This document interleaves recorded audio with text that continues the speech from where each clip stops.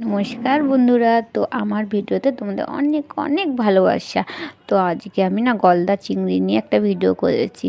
তো আজকে আমাদের বাড়িতে না দুটো ঠাকুমা দাদু এসছে। তো ঠাকুমা দাদুর না অনেক কষ্ট, জানো, ছেলে দেখে না, মেয়ে দেখে না।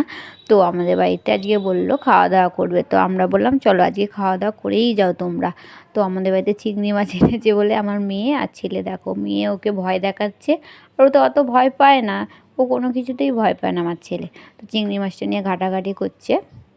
তো কাকিমাটা এসছে সকালবেলা, তো একটু চা করে দিলাম। কাকিমাটা মাঝে মাঝে আসে, আমাদের পাশের এই দিকেই থাকে। তো দেখলাম ভাতটাও ফুটে গেছে, তো ভাতটা নামিয়ে নিই।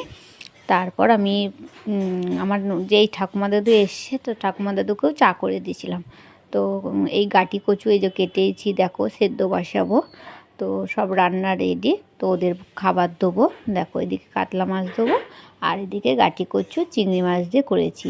আর ওইদিকে তো ভাত বেড়ে রেখেছি, আর সাথে লাস্টে মিষ্টি দিয়েছি। তো মিষ্টিটার ভিডিওটা করতে পারিনি আমি, আর খুব ব্যস্ত ছিলাম বলে। তো এখানে 2-3 রকম ভাজাও দিয়েছিলাম, তো একটা করে দিয়ে ভাত দেবো ভাবলাম, তো ভাজাও করে দিয়েছিলাম, বেগুন ভাজা, ঢ্যাঁড়স ভাজা আর উচ্ছে ভাজা করে দিয়েছিলাম। তো দেখো আমার শাশুড়ি মা খেতে দিয়ে দিয়েছে, তো ওরা খেতে বসবে। ওরা খুব ভালো মানুষ গো, সত্যি ওদের ভগবান যেন ভালো করে আরও, ওরা খুব ভালো মানুষ। তো খাওয়া দাওয়া করে ওরা গেছে।